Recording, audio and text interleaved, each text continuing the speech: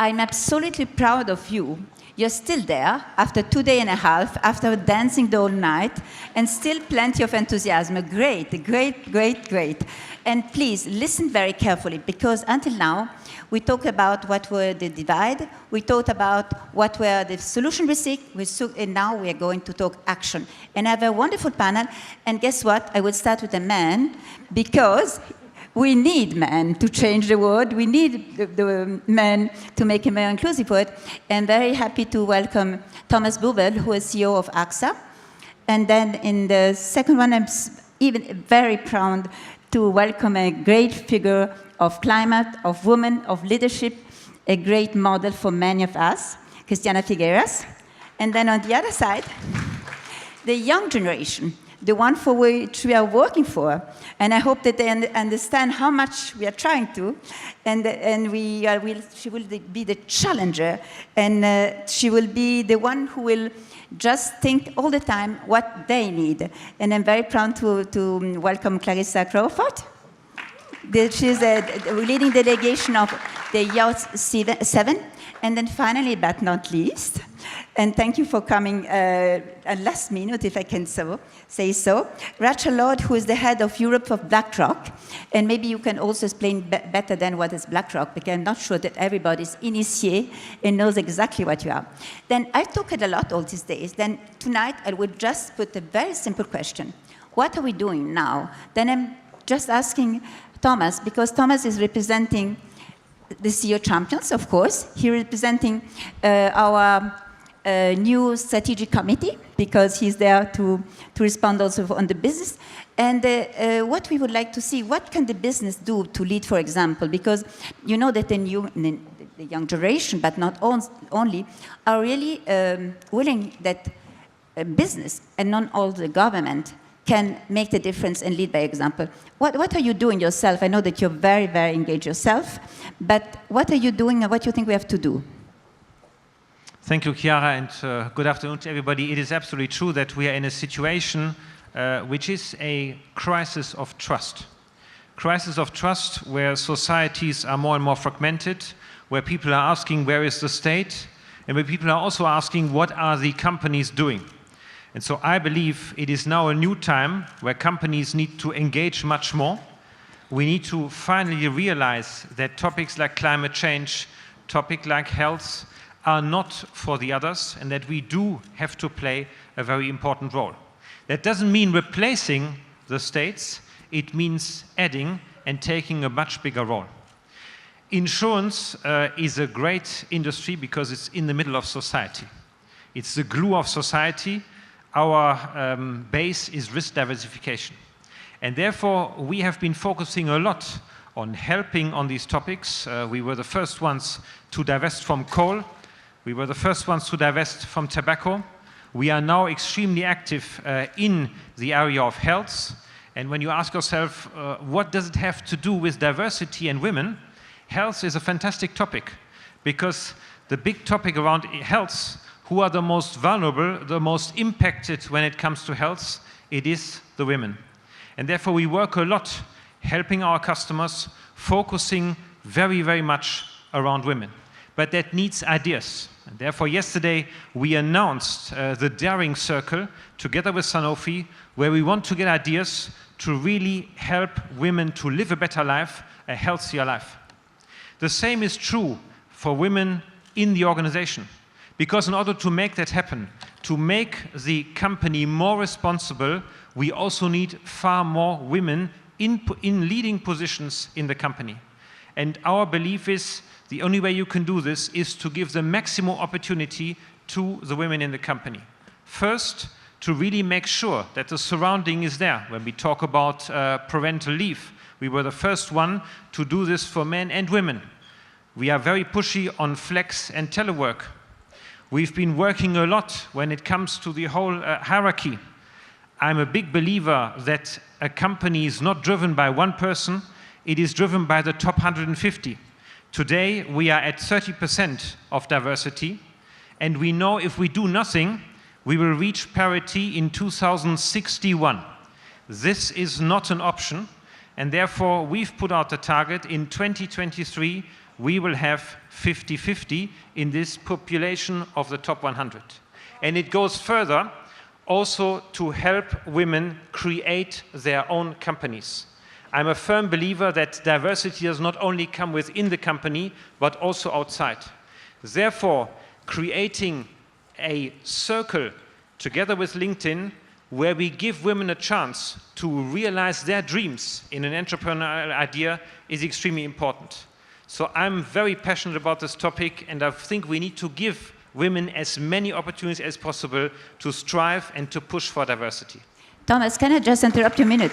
In fact, you're launching tonight Can We Network. It's a launch tonight. It's a scoop because you're launching with LinkedIn this new initiative of AXA, is it? Yes, we are launching exactly that initiative together with LinkedIn, where we really want to create a community for women entrepreneurs. Because what we see today is that women have issues in getting the finance. Women have sometimes question, is that a good idea? How can I do it? And the best thing, I think, to get assurance and to get forward is to talk to each other and to learn from each other. And I must say, I did the speed dating today. It was wonderful to help, to discuss, and what's even more wonderful is how much you learn about yourself in those speed datings. Therefore, this peer-to-peer exchange is extremely important and will help us all to get forward and to make the dreams of women realize. Thomas, we just finished this year champion. It was very inspiring. This edition was very passionate. I just want to ask you something. We know that most of those decisions you're announcing tonight, and many of us know, including the campaign of tobacco, was your personal initiative. You're very committed yourself to do that. It works only if it's the CEO who decides, or can it work in another way? No, if it's only the CEO, it gets very exhausting because it needs a lot of energy. The CEO needs to be the starter of the idea, and also the CEO needs to be the discoverer of the ideas. Because again, finding the solutions is not about one person, it is about the collective wisdom. And what I like, certainly at AXA, there are so many talented people, so many creative people, many ideas are there. You just have to go and talk to the people and take the ideas, and then the CEO needs to accelerate it. But more and more, we see that there's many, many more ideas coming, also in a culture where you dare to speak up, and where you say what you think, and where you bring your idea forward. And therefore, what we have launched today and yesterday is what's in the making now. We've got plenty of more ideas, and certainly when it comes to the health of women, and it needs to be a continuous flow of ideas where you test out. If it works, great. If it doesn't work, jump to the next idea. Rachel, in finance, can we find the right balance between business performance and gender equality, social responsibility?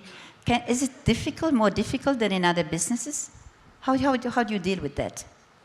So you asked me a question earlier, which actually I'm going to answer first. Sorry, because I'm quite disruptive.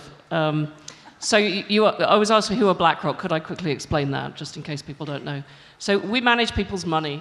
We look after investments and savings. We look after around $6+ trillion for other people. And so we don't own anything ourselves, we manage it for other people, and that's what we do. In terms of your question, is it harder in finance than not? I actually don't think so. I think maybe we start from a different place, because across the board, traditionally in finance, it was 20 years ago or 30 years ago when I started in the industry, finance was something that women just didn't do. I remember when it started in 1987, I carried a briefcase. I had absolutely nothing in my briefcase, but I carried the briefcase because I wanted to show I was a professional in finance, and no disrespect to any of the assistants, by the way, who were all fabulous. But if you were a woman in finance, you were an assistant. You couldn't possibly be a professional. We've come an awfully long way from that, which I applaud, and efforts of everybody to move us on have changed. So you have to look at the context. Traditionally, it wasn't an industry that attracted women, but I think today it's an industry that is open to everybody. I completely endorse and applaud, actually, Thomas, what you said. The concept of getting more women into senior roles, having more flexible working, having the ability to do things by VC from home, so you don't have to be in the office, All of these things, technology has now come to our industry and enables us to allow women to have careers all the way up to the very top, and to be successful, to manage whatever it is they want to do in their life outside of work. And I think finance is now very good for that, but we started from an extremely low base. So that's in terms of, is finance different? I think what can finance do, and this is an interesting question. Accelerate? Accelerate not just our own industry, actually, but everybody else's. So if I come back to why I answered the question on who is BlackRock, well, given we manage over $6 trillion of money in the world, we have the ability to encourage companies to be more open about what they're doing to become more inclusive. We have a fundamental view based on science that inclusive and diverse workforces create better decisions and better outcomes. You don't want groupthink, basically. Groupthink is proven not to work. Gender inclusion and diversity is just one aspect of inclusion and diversity, but it's a pretty good one. And so we encourage companies to do more, to tell us what they're doing, to explain about, what are their maternity policies, how are they thinking about things. And we see that as our role as the stewards of the investments that we make on behalf of our clients. So that's one thing we do. The other thing we do is, because we manage so much money, we can have quite a loud voice. And so we choose to use that voice. We choose to let people know what our own personal values are, which may not impact how we invest, because we invest the way clients want, but it does mean we say, well, we think that you should be thinking about these factors and these issues. And we also look for, and we encourage more transparency around what are companies actually doing.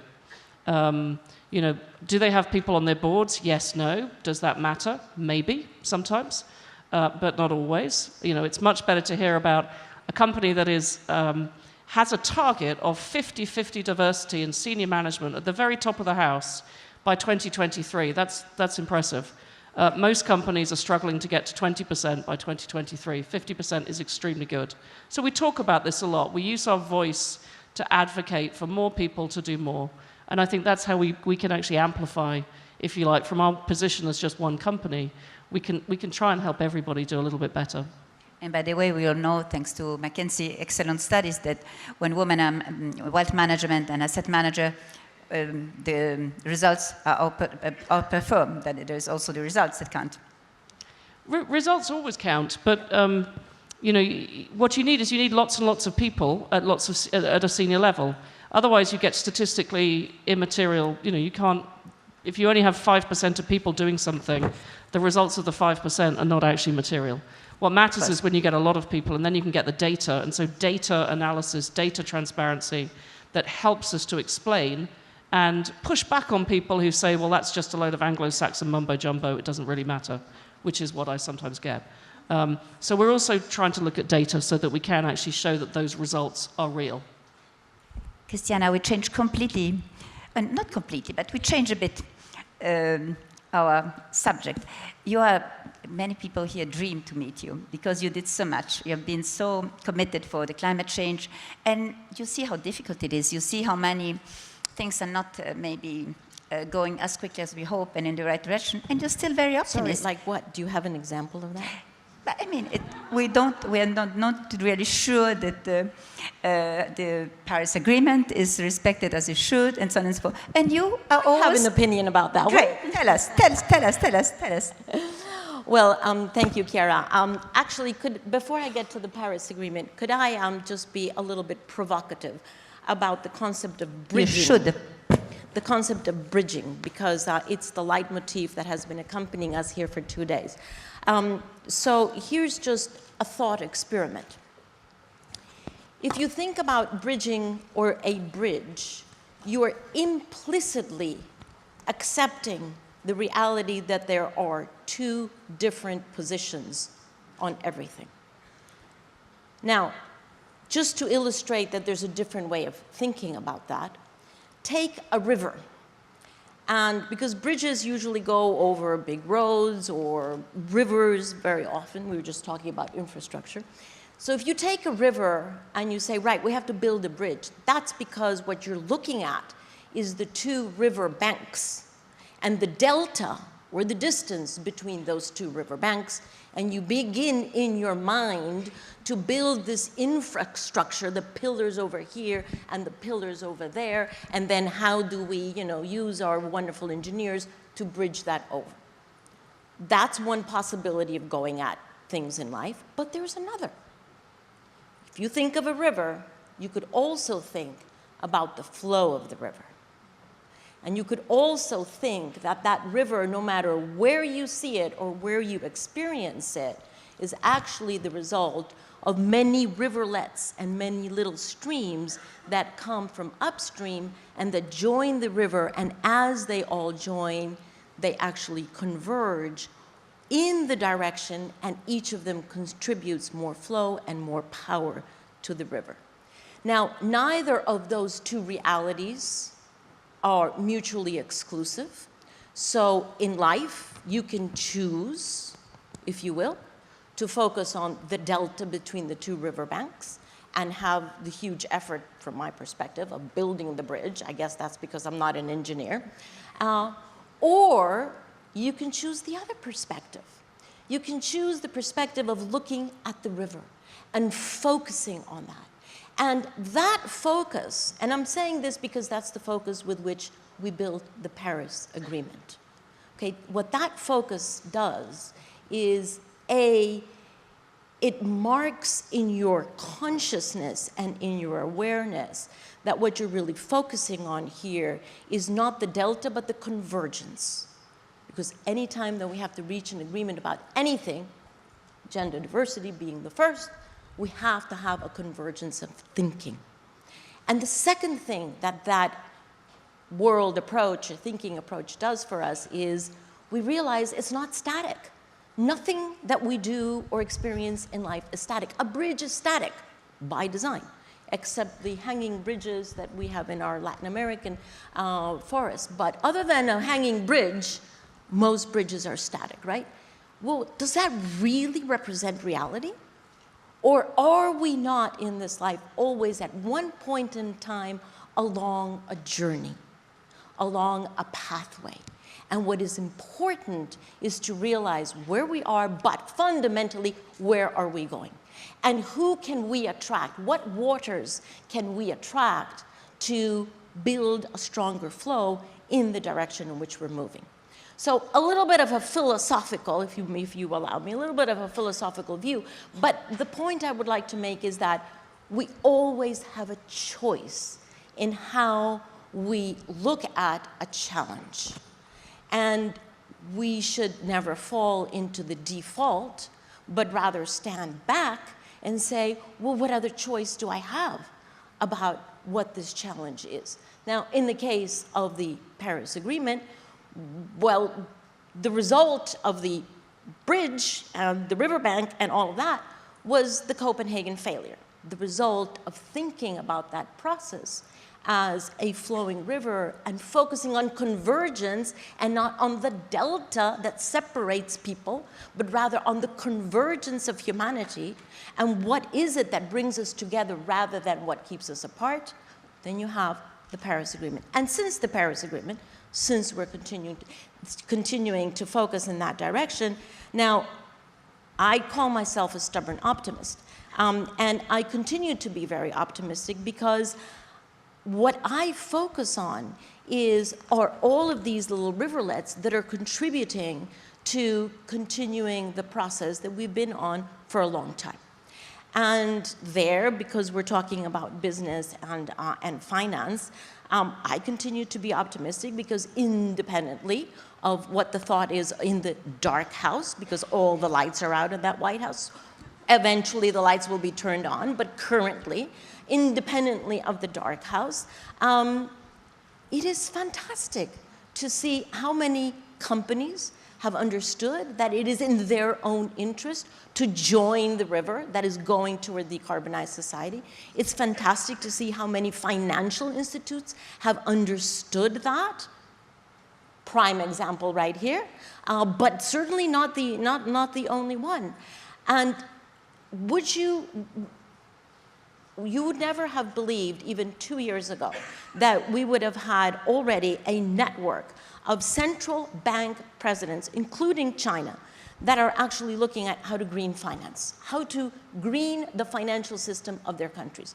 You would never have believed that we already have a network of private and public financial institutions that are looking at how do they put money into the just transition, just because people are going to be put out of work, and also because of the gender issue, and how do you deal with that within the climate efforts. So it is fascinating to me that depending on the approach that you use to any challenge, you can either see it as a contradiction or a competition between two different positions, or you can begin to understand that actually what we're doing is taking a reality that seems to be very real, but that when you overlay that with what could be the vision, the direction that you're moving in, first it sounds completely unthinkable, right? Completely, and you can think of so many different examples. Paris Agreement being one, that 10 years ago, a global agreement on climate was completely unthinkable. Then it turned into be a radical thought. Then it moved to, oh, well, that's interesting. And then it moved to, oh, well, you know, it got more and more popular, and then we delivered it. And the same thing with technology, the same thing with finance. Anything that you think about, anything that you think that is different to the reality today, it starts being unthinkable. And then it moves into a much more constructive frame of thought. And as you do that, you converge energy, you converge ingenuity, you converge intention, and you change reality. Or rather, you create the reality that you want. Thank you, Christiana. Great. Just inform you that in the Women's Forum, with our strategic committee, we have one of our daring circle who is in climate change, of course, and then we launched a manifesto in Rome. It's led by BNP and by L'Oréal, and we already begin to have really good solution that we will scale up. Then work in progress, and not only a women issue, but where women are more impacted. And this is the right way to talk to you, because we are, this optimism, do you share? Because do you feel really that things are going as quickly as they should in climate change? I think that they are, but I think that what I personally think about that subject isn't as important as involving other youth into these conversations. And I'm going to use... It's what you're doing. Yes, exactly. And I'm going to use that to transition to what I want to speak to, which is the youth role in working towards more inclusive societies and to working against these mammoth challenges that humanity is facing, like climate change. And so I'm going to take a bit of space in terms of what I'm going to speak about. And I really want to speak to youth. I really want to direct what I'm going to say to you. Sorry, do the rest of us just exit right now? No, no. You guys will have your turn. We can listen. You will have your turn. Okay. So youth, how are we going to Sorry, make... until what age we are young? You know what? Just to know Yeah. who is out. I feel that you can define that for yourself if you're a youth and if you are not. And with that consideration, are you taking away a space from another youth? And so I want to go into what I want to say, though, which is, Go for it. youth, if we want to be contributing to inclusive societies, into the progress that we want to see, we really have to start with introspective considerations of our identities, of our communities, and then of our purpose. So in defining our identities, we really have to reflect on who we are, on our culture, on our families' histories, on how we came to be on the land that we are on. We really have to look at what makes us happy, what makes us angry, what does self-care look like to us? As youth coming into these spaces, we have to have a strong sense of identity. We have to really work to create that sense of identity, because when we have that sense of identity, we can place ourselves within a wider community. And then we can really start looking at how our communities are needing our voices, how we are responding to the needs of our community.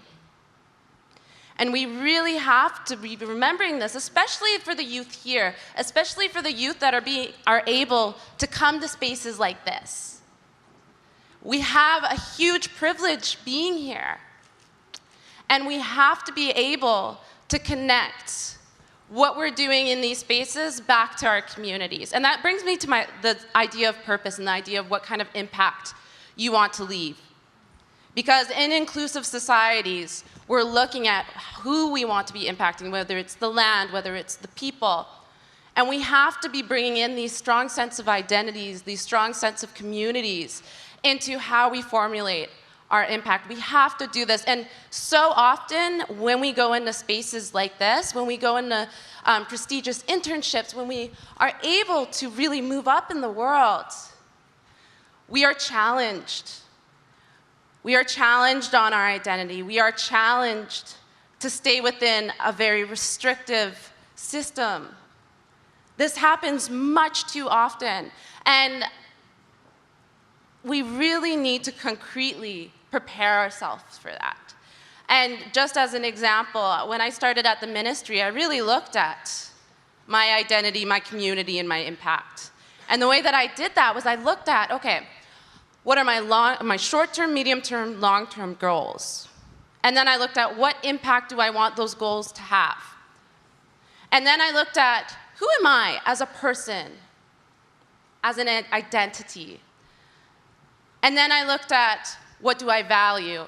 After defining that for yourself, looking then to how are you actively going to make sure that when you are challenged on your identity, when you are challenged on your values, that you have an action plan to stay in the direction that you want to take. And again, these are all very fluid, but creating that action plan.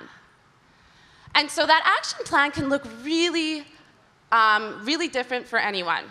It can look like, in terms of my value is self-care, it can look like making sure that I stay involved with protests because the frustration and the anger of having to be so diplomatic all the time, I can let that go in a march or a protest. Writing that down, being able to see that, having that plan. But it can be something much smaller in terms of how you wear your hair at the office or what you wear and how that sparks conversation. And I've done that today, actually, and I'll stand up so you guys can see. I'm wearing a red dress.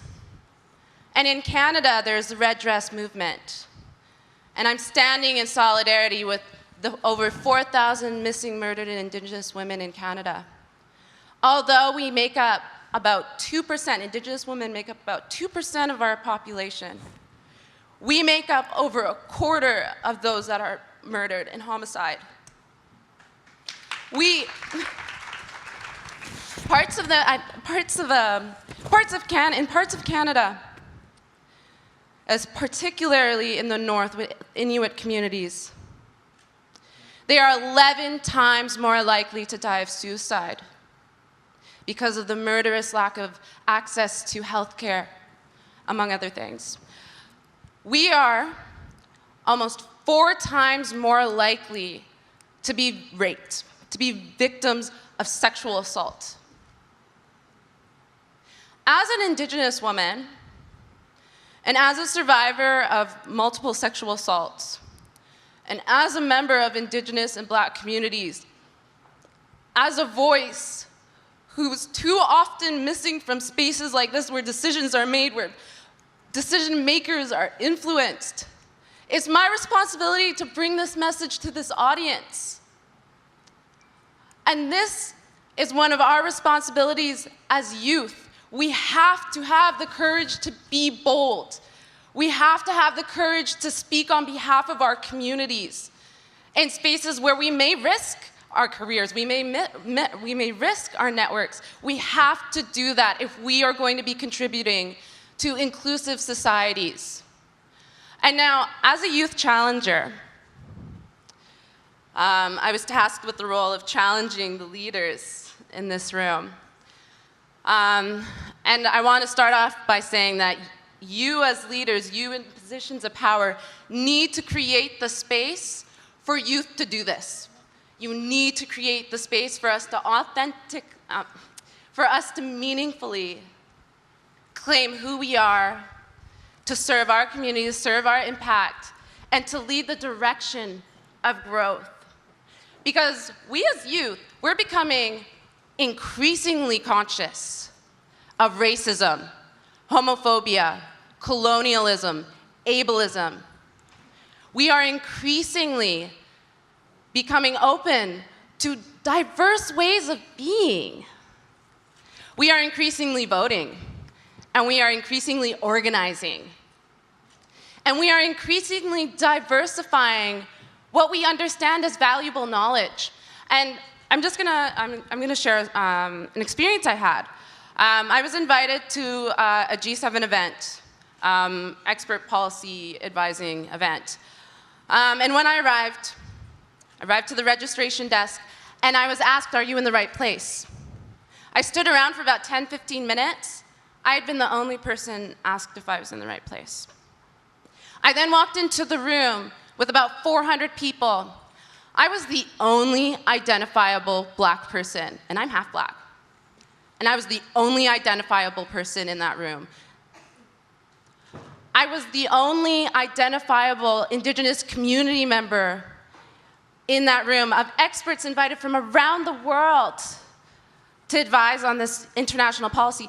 And we couldn't fill a room with people under 25 for a roundtable. We couldn't do it. And so I had to stand face to face with some of the most powerful CEOs in the world, and I had to, eventually on stage, challenge what they were saying, how they were saying it. And I had to challenge the fact that,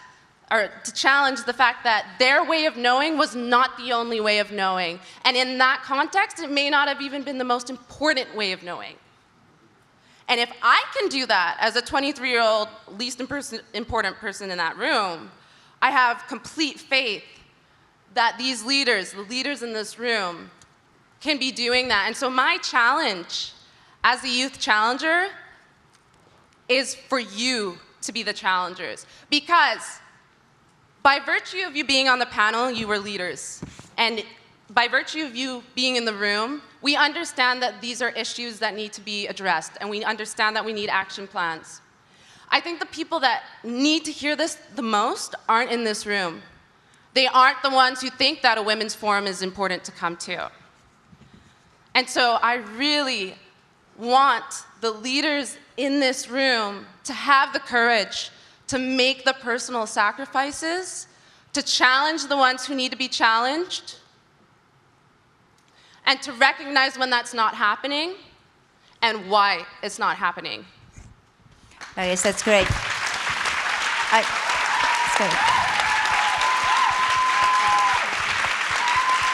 Larissa, thank you for your courage to say all that. And I think that the message is extremely important because if I just have to resume something that is impossible to resume, it's that we have to lead by example as states, as government, as company, but especially as an individual. Each of us has to be responsible to give back to the community in each field, each day, and each thing. And I think that that could be a big message for all of us on the floor, on the stage, saying what are we doing individually each day to make a more diverse way and to bridge humanity. Thomas, very difficult to come back to our subject, but I'm trying to find a small bridge, if I can say so, in a small river, because we were in such a huge issue. It's that apart women, diversity means also a lot of other subjects and migrants, diversity. I think it's important also in your companies and in worldwide. What is your approach on that? On the migrants? Yes. Yes. So first of all, it's very... Migrants. Yes, it's very difficult to speak, obviously, now after Larissa, and thank you very much for being so passionate. Before I answer that question, I want to come back to what you said. Because as company leaders, we are not just here to make a lot of revenue, employ a lot of people. We are here on a mission. And the question of purpose is exactly the question that we, that I have certainly asked myself. And if I can tell you my first week when I was appointed CEO, the first thing I did a workshop with the youngest people in the company and asked them, why are you coming to work every morning? What drives you to come? And what is your mission in life? And I think it's exactly that. And everything that we drive, we challenge, is not because we love challenging, it's because it's driven by us, by the inner purpose. What are we trying to achieve? And don't forget that we are with you, but we are not enough that are with you. And I think your topic around challenging is a very important one, that it is our mission to enlighten, entice the others that are not on that journey yet. Talking about migration, I want to forget your topic.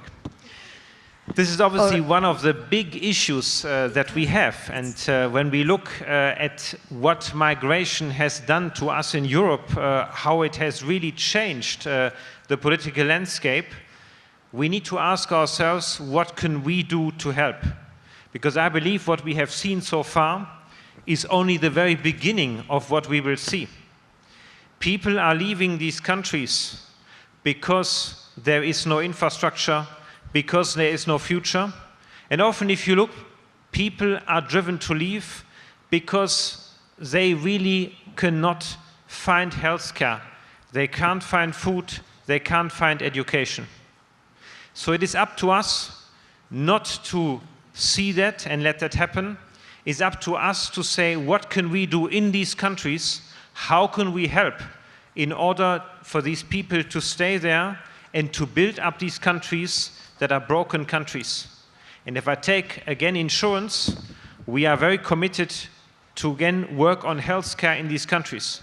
Because interestingly, the recipes of curing the health system in a developed country like France are almost exactly the same than they are in a country where there is no healthcare. And so our mission is very much, we are very present in Africa, for example, how can we build in the location healthcare to give people a better experience and to give them a future that is in the country and not outside of this country. Thank you, Thomas. Rachel, a reaction after all that? My reaction is I think that's probably the best example of a mic drop speech I've ever heard. So I'm slightly disappointed, given you had a mic, you didn't drop it and walk off stage. That was amazing, and it clearly took a lot of courage, actually, and I applaud you for that. Because I could see your hand was shaking a little bit, right? It's hard standing up on stage at the age of 23. I'm 53, it's hard at 53, right? So it's definitely hard at 23. What's my reaction? I think you're absolutely correct. Asking us to use our positions, and actually it's not just as CEOs, it is actually everybody who has any kind of position in society.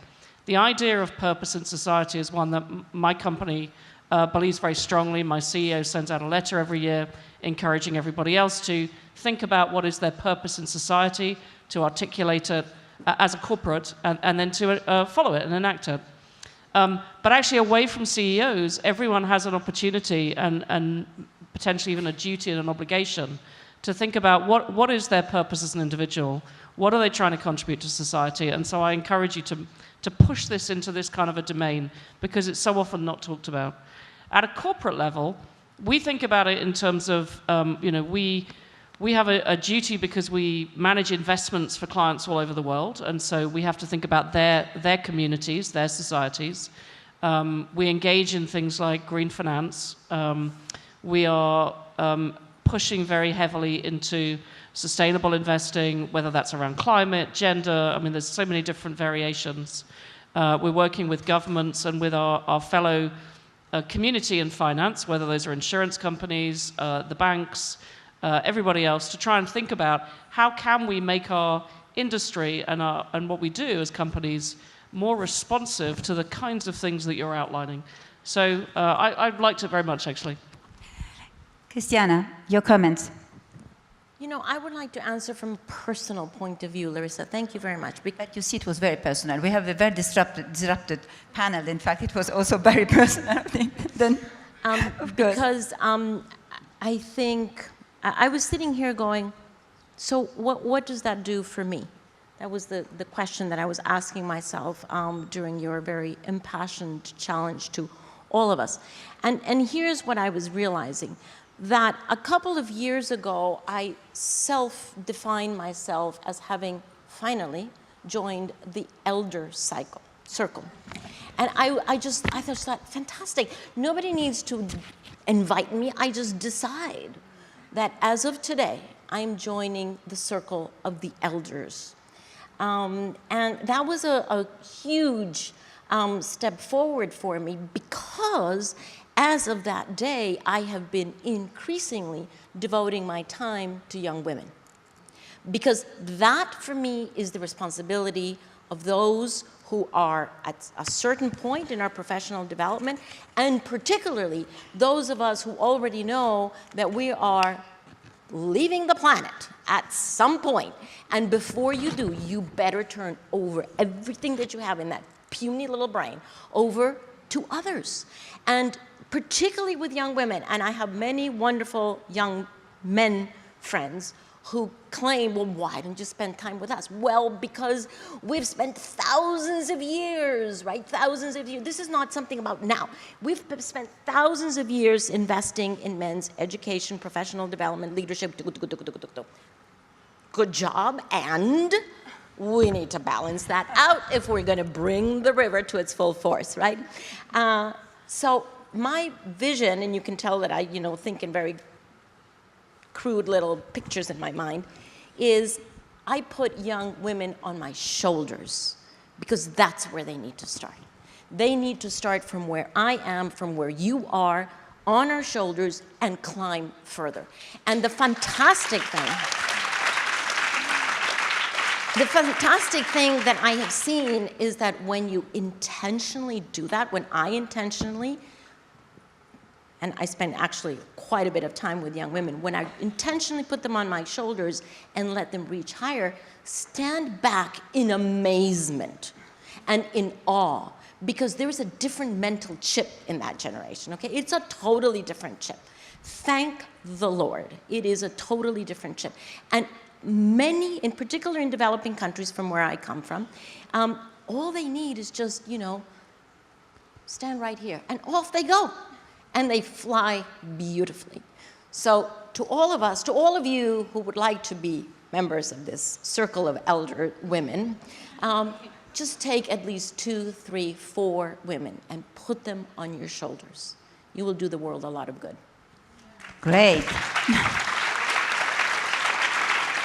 In fact, I'm very sorry, because I don't know why, but the time is going. We don't notice it, but it's going, and we really have to find conclusion. And as you know, the Women's Forum is really, with all its partners, with all this beautiful community of people committed, with our strategic members, and all of you, all the beautiful persons that are here, we have to make a call for action. We have to prepare the conversation with G20 and G7, because we want also to bring our contribution as a business, as a society, as a state, to see what could be best practices and so on. And I will make something that's very difficult. I will ask at each of you, starting maybe from Rachel, what would be the thing that you would suggest that we do collectively to have an impact and to build bridging humanity for inclusive progress? And then I will explain you why bridge is still good for us. So we're talking about lots and lots of different things. In terms of where I would like us to work. Just one. Just one. What was the just one? Call of action. Just one call of action. But it's a call of action around many different areas. I'm sorry, I'm a data person, right? So I can see lots of paths. It's a disruptive panel. So I'm going to pick one. Women. What can we do together as women? What's the call of action? I would say that we need to advocate and get our governments and others to bring out standards that companies should be reporting around what they have on women. Whatever that is. Let's have a laundry list. Let's figure out what the right list is. Let's make this mandatory across the world. Accounting, IFRS reporting, that's mandatory. Let's make women reporting facts mandatory so we know where we stand. And in my experience, shining a light on things creates action and change. So that's what I would do. Great. Larissa. All right, my call to action is to please, whenever you are discussing gender oppression, violence, discrimination, that you have an intersectional approach. Because we have to do that, because we have to speak to the way that all of these gender oppressions impact us differently as women, as much as we're discussing how we're shared in our adversity.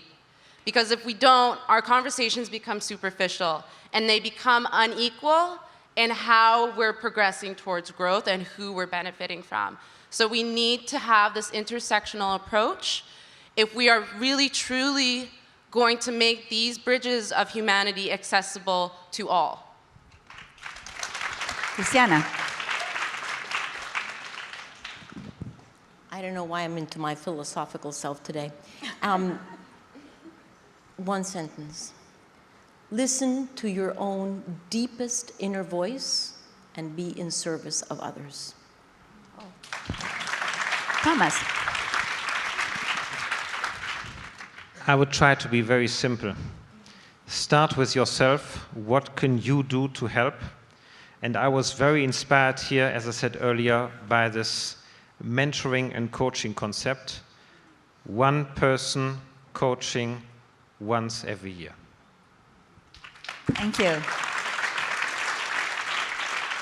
Just to conclude very quickly before giving the floor to Anne-Gabrielle, who will make the conclusions, I just wanted to say that myself I'm being extremely inspired by these 3,000 women and men that have been gathered for 2 days.